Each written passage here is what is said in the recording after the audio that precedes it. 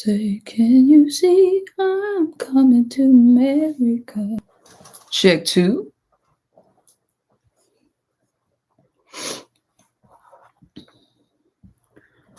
This is my first time going live.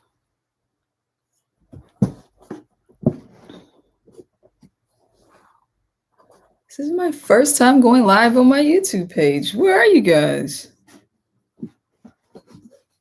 Where are you guys? I see 4 little thingies, 9 little thingies. What's popping? This is my first time going. Hey, let me know if you can hear me. Let me know if you can hear me well. I have my microphone hooked up. This is my first time going live. Pat Poindexter, what's popping? First time going live on YouTube. What's up? All right, you can hear. Awesome. Awesome. Well, I'm not going to hold you out too long. I have a virtual gig to get to this evening. What's up?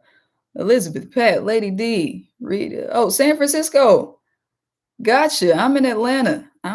Guys. I was in New York this time last year, but COVID and brokenness.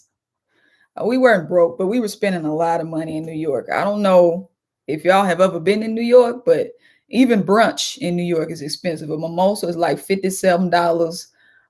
Pancakes, for 2 pancakes, that's about $30. I'm like Chris Rock. Well, just give me a piece of the pancake. How about that? Give me a piece of the pancake. What's up, Linda? Seattle, Washington in the house. Let me know where y'all from. Howdy from Texas. LaShonda, you wearing your mask? LaShonda, look at me. LaShonda, are you wearing your mask in Texas? I know what the governor said, but I want to know what you doing, LaShonda. Are you wearing your mask? Look, the governor in Mississippi lifted the mandate as well. And now I'll be honest with y'all. The only reason I was a wee bit excited about the mask being lifted is because I'm tired of the mask hurting this little meat back here. I don't know what this little ear bone. my wife called it. She said that's not a bone, it's meat. It's cartilage. Okay, whatever. But this right here, this is why I don't want to wear the mask right there. Because I didn't even know that this could hurt. But when I had a mask on, oh my God. Virginia Beach in the house. What's up? Jacksonville, Florida, UK in the house. Hey. Okay. Everybody, Elizabeth just got her vaccine. Elizabeth, please let us know your experience with the vaccine. Are you experiencing any soreness? Have you grown any extra toes or fingers? Let us know. What's up, David? Let us know, Elizabeth. I am not opposed to getting the vaccine. Let me be clear about that. I'm not opposed to getting it. I'm just not going to get it right now. Okay, I'm just not going to get it right now. I need to just wait and see what happens, maybe a year from now. Because I don't know about y'all, but Black folks, we need to know what's in it. Okay, it's like potato salad for us. We need to know what's in the vaccine and who made it. How they qualifying people to make the how are you qualifying? Johnson and Johnson, them the baby lotion people. I don't want to walk around smell like baby lotion. I don't want to walk around being oily either. Does a vaccine have some kind of oil in it? Cause that baby, come on now, the baby oil people. I don't know now. I'm already oily. I don't need no extra oil. Elizabeth, let us know how you feeling. Get a mask with the strap that goes behind your head. Linda, I feel a way about that. I don't know. When I see people with the mask wrapped up back here, it kind of look like they're like psychiatric patients or something. When it's like wrapped all the way back here, like you just escaped the mental hospital. I'm just being honest. I'm not trying to be disrespectful, but that's how it feels for me. Okay. If you got the mask wrapped up all behind your head, I don't know. I get different kind of vibes, like bank robber vibes or something. I don't know. David said Trump didn't make the mix. You got both shots. Lolly Everett, one of them, my hair twisted out of gig tonight. One of them lawmakers, the Republican lawmakers, said that he thought that you should get the shot in order to get your stimulus check. Now, if they do that, I might get it. I'll get a shot in both arms, both booty cheeks. You understand what I'm saying? If they link a little bit of money to it, I might get it. If they say we're going to raise your credit score $200, to get the vaccine, Oh, I'm gonna get it all over my body. You can shoot me in the neck. You can give me the vaccine wherever you want to if you're gonna attach it to some money or a credit score. You know what I'm saying? What's popping? One dose of the Johnson and Johnson. That's what I heard. That's what I heard. That's what I heard. Listen, I don't know. I think my mother got the vaccine. That Pfizer, I'm not opposed to the Pfizer, but I just don't trust the silent P. If you think about words with the silent P, it all end up bad. Pneumonia, psoriasis. I'm worried about that silent P, huh? I'm worried pterodactyl. I'm worried about the silent P. I'm thinking too hard. I know. When you don't want something, you'll make an excuse. Okay. Sweetie said that the baby powder people. That's all I'm saying. I just need to know who made the vaccine. Just like who made the potato salad. You can't take everybody vaccine, just like you can't eat everybody potato salad. Okay, this ain't why I got on here. I got on here. I had a baseball hat with the buttons above the ear. I love it. Everybody trying to steal my hat. Okay, Pam. I got on here to see what y'all been watching. I watched for the first time. I saw everybody talking about I Care a Lot on Netflix, and we finally watched that last night. And honestly, I'm still pissed off. Yeah, I don't know about y'all. Did anybody watch I Care a Lot on Netflix? Anybody? If you did, weigh in right now. How did that movie make you feel? Because on the inside, I felt angry. If you haven't seen it, there may be a couple spoiler alerts, so you might want to log off, okay? But it's called I Care a Lot on Netflix. I don't know how long it's been out, but it made me physically angry. My wife called them women bitches at least 600-700 times. She did. She called them the B word 600-700 times throughout the movie. What it made me do is want to check on my grandmama, because I know it's a movie, but it had to be inspired by something, right? Huh? I had to check on my grandma. I said, look, if you see a blonde-headed scallywag on your porch, Granny, call me first, then call the police, okay? Because you might not be able to trust the police if she come to the door. So you call me first and tell me, Rita, the blonde-headed scallywag on my porch, and I'm going to come get you, huh? I don't think my grandma had that problem, because she watched a lot of Lifetime. She believed everything on there. So I don't think she would answer the door. But it made me want to check on my grandmama. Did y'all see it? Haven't watched it. Don't have it. Y'all got to watch I Care a Lot. All right. Did y'all watch Coming to America? Conscious thought. Elder care, abuse, and manipulation. Yeah, it kind of made me feel like they might be putting some ideas in people's head. You know? Why would you make a movie about taking advantage of old people, knowing people already do that? My grandmother gets so frustrated when spam calls her phone. She's like, how did they get my number? My granny is bothered. She's like, who gave spam my number? Who told these folks that I'm here? I don't know why they made a movie about that. They're going to give people ideas. It made you feel vulnerable, LaShonda. Well, that's a sweet word, because I didn't feel vulnerable. I felt upset. Are you older, LaShonda? Are you? Oh, it opens your eyes, Linda. Yeah. Listen. If you watch I Care a Lot, you might want to drink a little wine or smoke a little reefer or something to calm your nerves, because it's gonna upset you. I'm gonna go ahead and let you know it's gonna upset you. Yeah.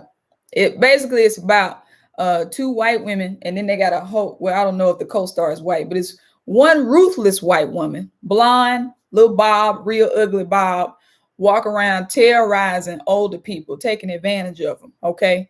They do that already. So I don't know why they had to make a movie about that. COVID was created to decrease the population, preferably blacks and the elderly. Jaffia, other people have that thought as well. I have talked to elderly people who feel like this is population control, but there's no way to confirm that COVID was created by the government. All I know is that we need to do what we need to do so we can get past the pandemic. However it got here, I just want us to do what we need to do to get past it. I'm not one who holds on to conspiracy theories like that. I just see things for as they are, which is people are dying, and certain communities are affected more than others, including Black people, even with access to the vaccine. So I just want us to heal from it. That's all. I watched it. I may eventually need a care nurse. You can watch I Care a Lot on Netflix. Okay. All right. Coming to America, one to appreciate. All right. So I watched Coming to America. I have a few thoughts about it. Um, I wish they had dropped some MFs. Okay. One of the beautiful things about Coming to America, one, was that it was very uncensored. It was real talk, it was relatable. There was a sense of familiarity with the characters, and they were dropping F bombs because, a lot of us, that's how we hear it in our real lives. I felt a difference in the vibe without the cursing. Okay. So I think the movie, they need to come out with an uncut version where they have some MFs in the movie. Okay. Did y'all see it? Let me know what you thought. Let me know what you thought if you saw it. Okay. Now, first things first, if you're going to watch Coming to America rather, you have to set your expectations going in, meaning you cannot expect this movie, in my opinion, to match the first one, because we're talking about 30 years ago. We're talking about a different time. We're talking about a different time in terms of content and language and things that you can say. So if you're expecting it to be Coming to America 1, that's your first mistake. This is completely different. I mean, it does some reminiscing. It's nostalgic. It's amazing that a lot of the characters are still alive and they still look good. Vanessa Bell Calloway still looks good. Eddie Murphy still looks good. He got a little belly, but who don't? Everybody still looks good. Even James Earl Jones, he's 90 something years old, or maybe just 90. And he looks good. So very nostalgic. It's on a reminder that black don't crack, right? But yeah, go in it with a fresh slate, because it is different. And the big thing that stood out to me was the lack of cursing. Now, I do want to shout out Leslie Jones, right? Leslie Jones was freaking amazing. She really got to shine in this movie. She was uninhibited and just really quick. So I enjoyed Leslie Jones's performance. Wesley Snipes really, really showed out. And because you're not used to seeing Wesley Snipes in funny roles. You think about him in Blade and Passenger 57, and all these roles that are more serious. And so to see Wesley in this capacity was awesome. LaShonda said it was I. G Quince, Wesley Snipes stole the show. Yeah, I mean, he did. He was a standout character along with Leslie Jones. Now, I don't know if y'all know, but originally, I'm going to tell you a couple things. Arsenio Hall and Eddie Murphy had made a pact that they would never touch Coming to America. All right. They said it's too good. We're not going to touch it or risk anything. We're not going to do a sequel.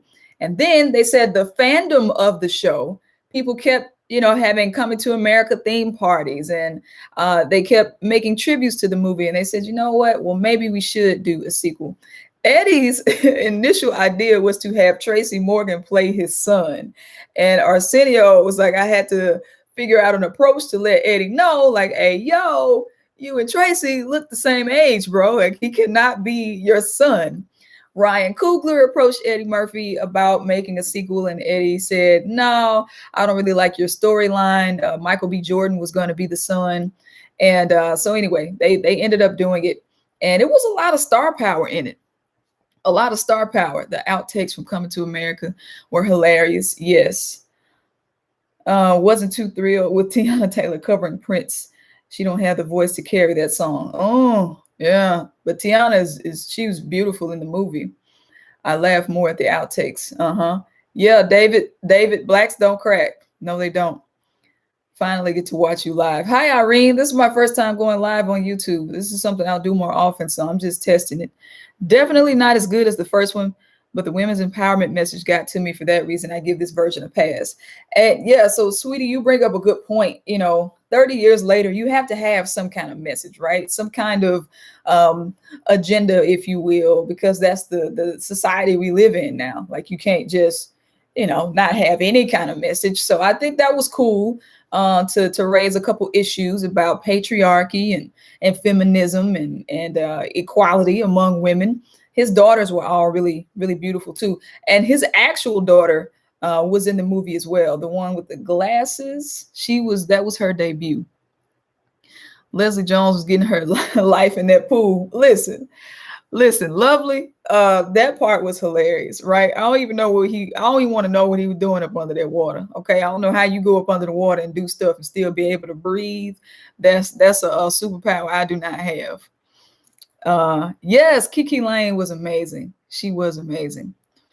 Now, a lot of people want to know what happened to Daryl. Just let your soul glow. Just let it shine through.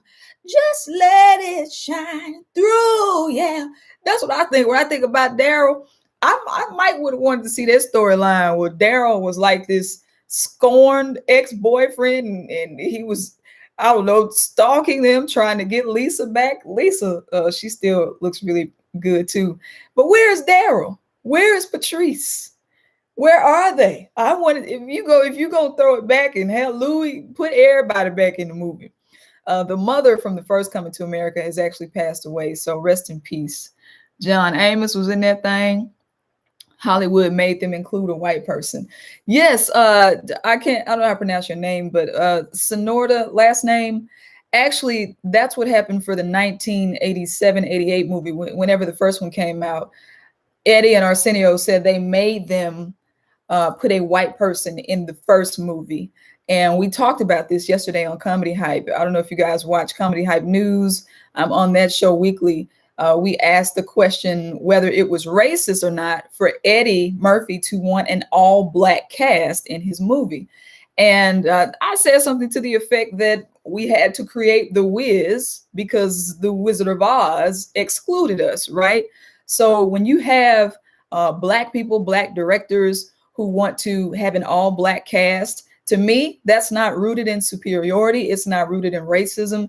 It is rooted in inclusion and opportunity, because we have been excluded for so long from TV, from movies, that now we're playing catch up. Now that we're finally in positions of executive leadership, we want to include our own, and we want to have that representation, and also prove to the world that we are talented enough to carry a movie. Black people are capable of being the lead roles in a movie and it being outstanding. So I don't think the fact that Eddie Murphy wanted an all-black cast was racist at all, if you want me to be honest with you. But you can let me know what y'all think about that. I didn't think it was racist, because you have to think about it. White people for so long have been the standard. You know, we have to say Black Lives Matter because white lives already matter. That's in question for us, you know?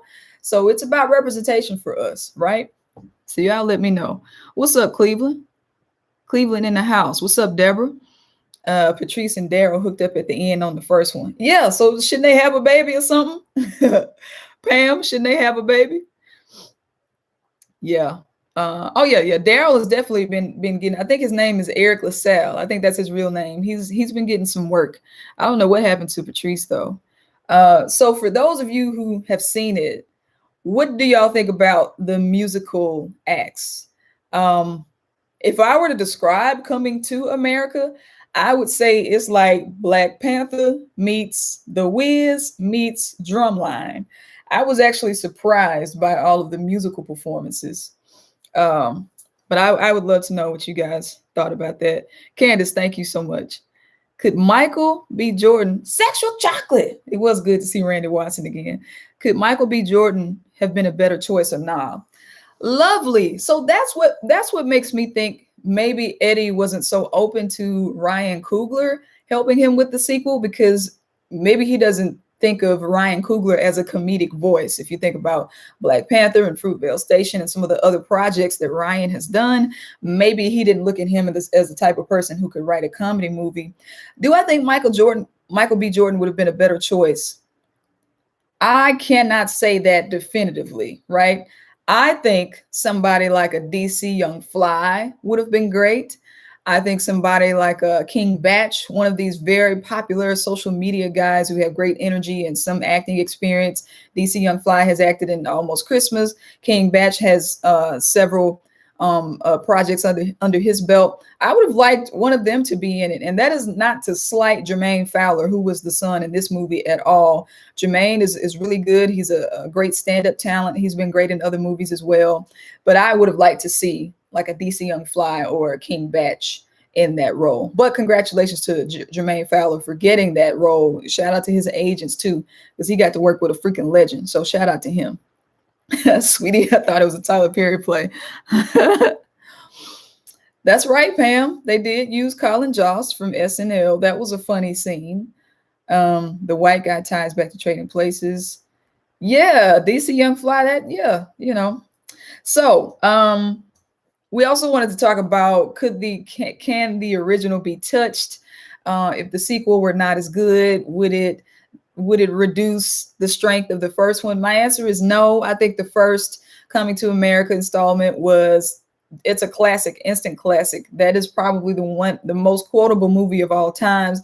That'll be $8. You didn't meet no Martin Luther King. You know what I'm saying? To be loved, oh, what a feeling to be loved. I know that song before Coming to America. She's your queen to be. Come on, man. The original Coming to America is one of the most quoted movies in history. You know, donation.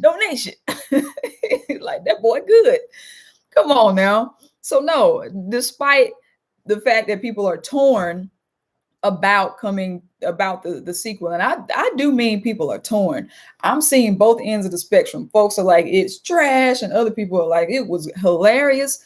Now for me, I was definitely excited to see so many Black folks in it and like just being employed and getting that money. It was like a Black family reunion. You know, all they were missing was catfish, you know, a fish fry and a game of spades. That's all they were missing. Like the movie Coming to America, it felt like a family reunion.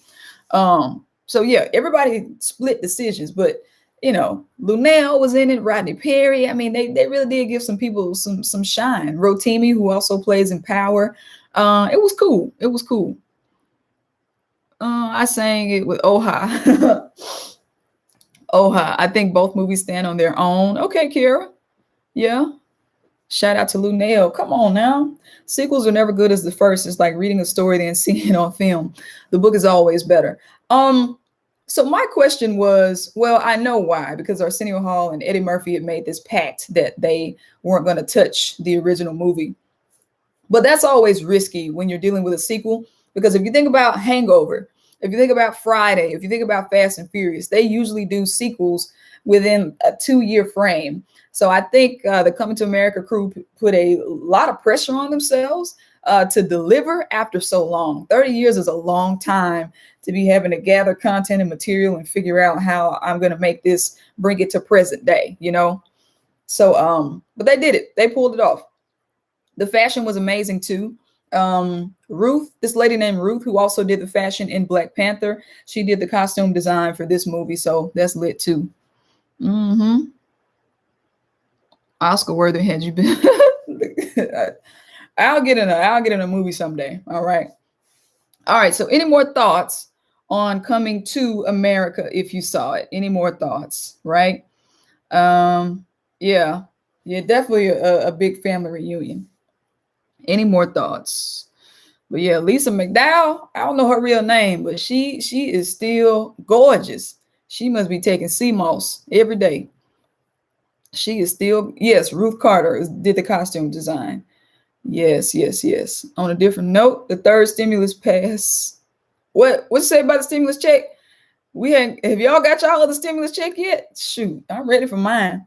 Okay, so Coming to America, that's one movie I watched. I also watched The United States versus Billie Holiday. Have y'all seen that? Have y'all seen The United States versus Billie Holiday? It's on Hulu.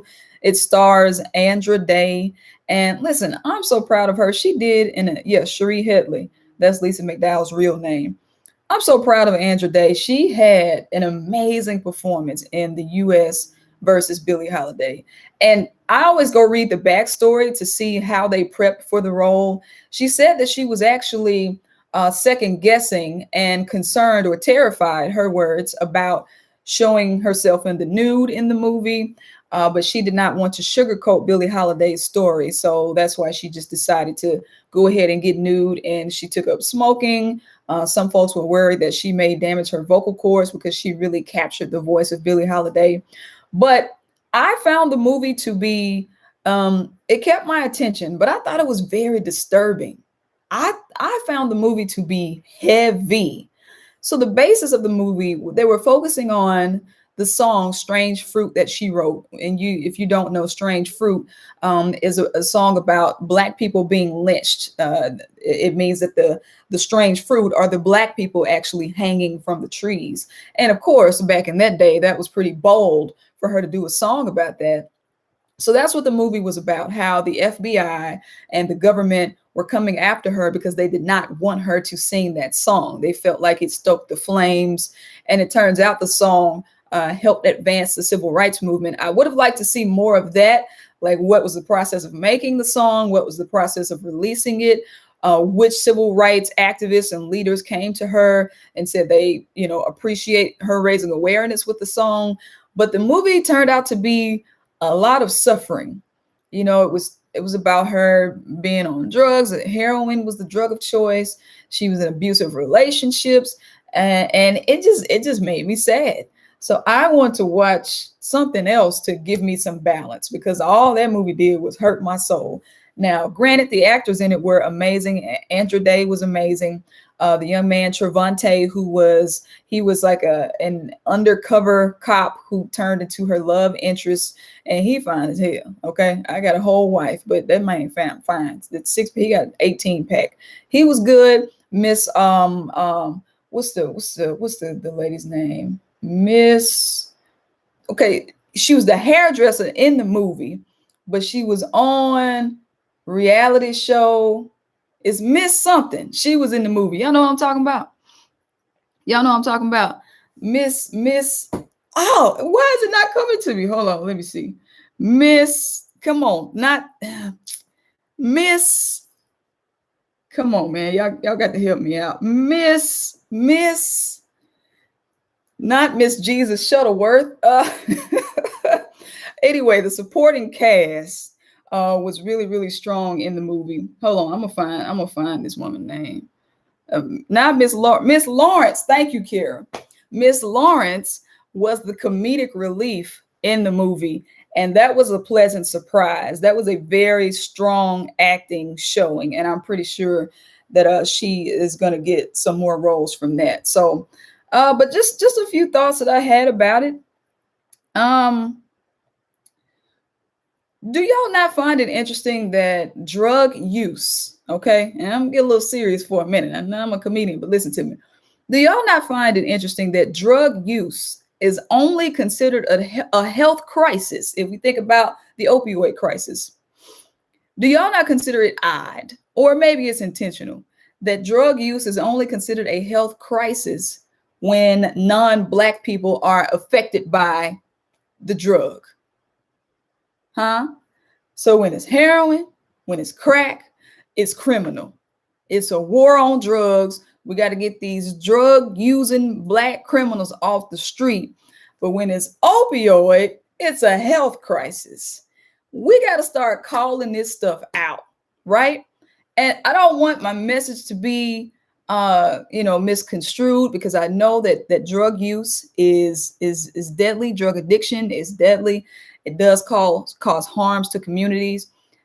And at the same time, I don't think that you heal drug addicts, or I don't think that the best help for them is to physically put them in jail without dealing with the mental roots behind things, right? Because Billie Holiday went through a lot. If the movie is true, she grew up in, her mom was a madam, she was raped. She went through a lot of stuff that led to the drug use. So how does it benefit her for you to just stalk her and throw her in jail without getting some mental health help, right? So I found that to be very disturbing, because we know the truth of that, right? Damn, for real, suffering from memory loss. That's hilarious. We know the truth behind that anything that is dealing with Black people, it's automatically criminalized, which leads me to my next point, that we have to reduce or completely do away with the stigma that comes along with us getting mental health help, right? Just because somebody goes to therapy, it doesn't mean they're crazy. We all need to go to therapy because we have childhood trauma that we have not dealt with. A lot of us are walking around First of all, physically, we messed up because we got knots and stuff, and our body won't even go get massaged, don't wake up and stretch. But a lot of us are walking around with childhood trauma that has gone undealt with. We got to remove these stigmas. When folks say, I'm going to therapy, that doesn't mean you're crazy. It doesn't mean you're weak when you go to somebody and talk to them. Folks need help out here. It's not so simple as just putting them in jail. You know, that was one thing that the movie, it touched me on. They still do that to Black women and throw their children into the system. Yeah, I mean, it was just heavy. David said Trump is a crackhead. That's right, Lolly. It is a health crisis no matter who or what color you are, right? The other thing that really struck me in the United States versus Billie Holiday, and you guys can go watch it and we can talk about it whenever. The other thing that struck me was this idea that jazz, the genre of music, jazz, is demonic. That took me aback. I was like, what? Jazz is demonic? Oh, okay. Once again, when it is coming from the heart of a Black person or the mouth of a Black person, it is demonized. And that bothers me so much because a lot of what we sing about, a lot of what we rap about, I know we have our issues with rappers and some of the things they're talking about, violence, but as T.I. said, they are talking about what they actually experienced, right? Is it hard to hear? Yeah.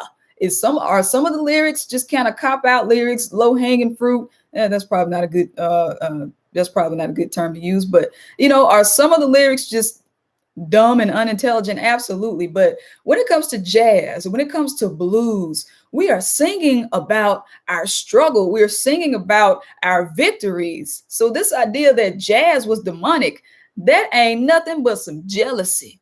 That is jealousy and insecurity, because a lot of this country music out here ain't got shit on jazz. I'll be the first one to tell you, it's a struggle for me to listen to today's country music because it lacks soul, huh? And when we were singing country music and playing the banjo, which originated in Africa, if you watch the documentary Enslaved on Epix TV, took the banjo from us. We were playing the banjo happily in Africa. Took that. Now country music all watered down and all they're talking about is making love in the Ford pickup truck, huh? It's jealousy. And I need folks to be aware of this, okay? Black art matters. The fact that I can sit here and speak to you right now, uncensored, this is important. Black art matters. Black music matters. Our voice is important. It shouldn't just be Black history. Black history is American history. You know what I'm saying? That just struck me. It just struck me in the worst way, right? And y'all can't make me feel no different about country music. Jazz were considered boogie woogie music. For some, they call it the devil's music. It's more embraced now, but back then it had mixed reviews. Look, I'm a drummer. I learned how to play jazz in the 4th grade.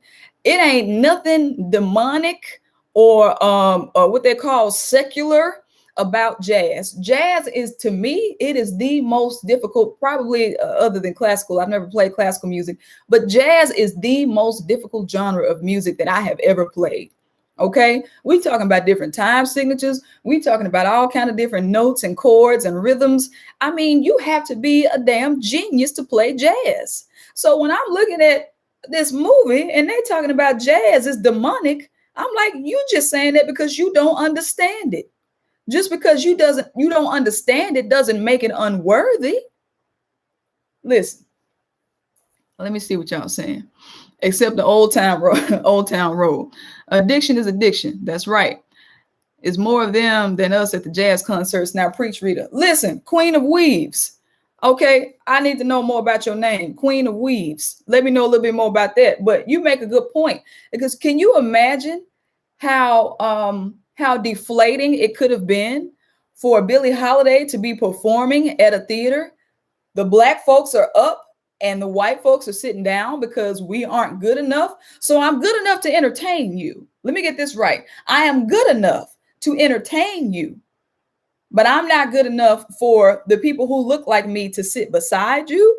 I watched One Night in Miami. I'm not good enough to be at this hotel, Ali, but you're going to come watch me fight.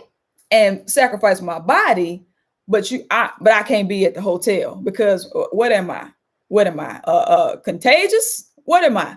What's wrong with my skin? Let me know. What's wrong with me getting in the pool? Why you got to drain the pool when I get in it? And they joke about black people not being able to swim. That's because they would throw acid in the pools when we tried to swim. So hell no, we wasn't about to be jumping in no pools. Nobody want to get burned to swim a lap. Listen, I'm just catching up. I'm just catching up. Lena, okay. Lena 3, you said you play jazz and classical. I know. Uh-huh. All right.